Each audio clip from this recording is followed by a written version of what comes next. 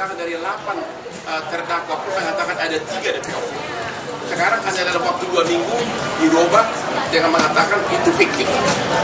Jadi prinsipnya keluarga korban maupun kuasa hukum menolak pernyataan dari penyidik Polda Jabar yang menyatakan bahwa 2 DPO tersebut adalah fiktif. Terlalu cepat untuk mengatakan itu. Kalau dikatakan belum tertangkap, kita masih bisa maklumi. Tapi kalau disebutkan fiktif itu terlalu cepat. Terus apa artinya putusan pengadilan yang judulnya demikianilah berdasarkan keterangan yang Maha Esa. Sedangkan mengenai Peggy, tadi keluarga mengatakan periksa dulu. Karena apa? Peggy ini ditetapkan sebagai tersangka DPO. Sudah di BAP 6 orang dari terpidana. 5 menyatakan tidak. 5 menyatakan bukan Peggy. Hanya 1 yang menyatakan Peggy. Artinya 5 lawan 1. Jadi mana yang benar? Itulah inti dari konferensi pers hari ini untuk menentukan sikap dari keluarga dan kuasa hukum atas perkembangan kasus Bina Cirebon.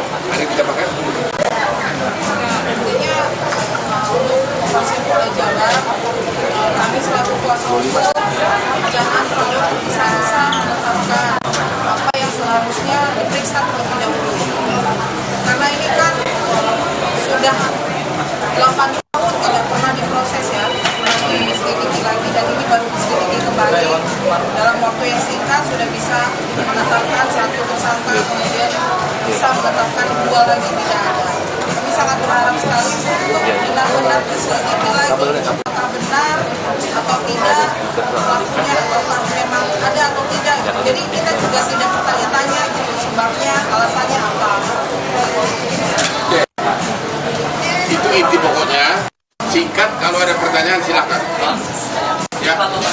Jadi kalau mereka dari pernyataan keluarga dan teman-teman kuasa hukum, apakah bisa dikatakan seperti banyak orang yang juga menilai penangkapan Peggy ini salah tangkap? Apakah itu bisa dikatakan? Atau ada hukum acara pidana yang tampaknya tidak dijalankan oleh kepolisian soal menghilangkan?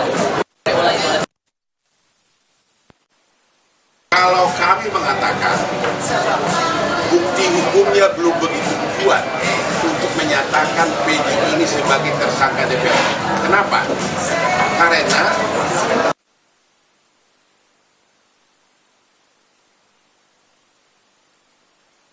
bantah Peggy terlibat. Jadi 6 orang terpidana itu sudah di BAP dalam minggu-minggu ini. BAP baru ya. 5 mengatakan Peggy tidak terlibat. Hanya 1 yang mengatakan terlibat. Ya, itu dia. Terhadap Peggy belum ada jawaban yang pasti. Itu jawaban kami. Masih perlu diselidiki lebih lanjut.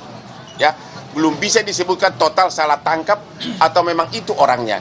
Tapi dari segi hukum pembuktiannya masih sangat lemah. Apalagi 5 terpidana mengatakan Peggy ini tidak terlibat. Itu jawabannya. Bakal ada koordinasi lebih lanjut dengan Polda Jawa Barat dan tim hukum keluarga Vina ini? Ya, kita selalu gini loh. Kita itu kan menghimbau agar jangan tergesa-gesa. Ini mulai viral kan sesudah kasus ini diviralkan oleh Hotman 911. Barulah mulai yaitu sekitar tanggal 20-an, barulah mulai Polda Jabar bergerak. Kok hasil persidangan berbulan-bulan sudah ada putusan mengatakan bahwa ada 3 DPO, tiba-tiba dengan penyidikan kurang dari 2 minggu, tiba-tiba disebutkan itu fiktif gitu loh, yang 2 DPO. Itu yang kita tidak, keluarga maupun kuasa hukum belum bisa terima. Ya, silakan. Pak dari TV One. Lalu. TV One. Apa? Harus ada transparansi hukum. Ya justru itulah transparansi hukum. Makanya kan kita bikin konferensi pers ini untuk menentukan sikap keluarga. Ya, harusnya Polda harus menerangkan bahwa 5 dari terpidana itu membantah, tidak mengakui Peggy sebagai pelaku. Ya, dan yang 2 fiktif ini semua berkas-berkas perkara menyatakan mereka ada, cara memerkosanya ada, motornya ada, cara mukulnya diuraikan di sini.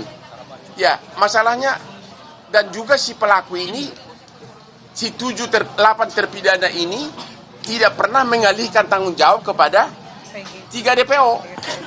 Biasanya kan orang mengatakan mengalihkan tanggung jawab, dia pelakunya bukan aku. Kalau mereka mengatakan kami lakukan perbuatan itu bersama-sama. Jadi ini perbuatan tidak pidana secara bersama-sama. Jadi kelihatan jelas tidak ada motivasi bagi mereka untuk lempar tanggung jawab. Kelihatan jelas dari awal. Sehingga kalaupun misalnya Polda Jabar belum berhasil menemukan 2 pelaku DPO ini, ya jangan dibilang tergesa-gesa fiktif dong.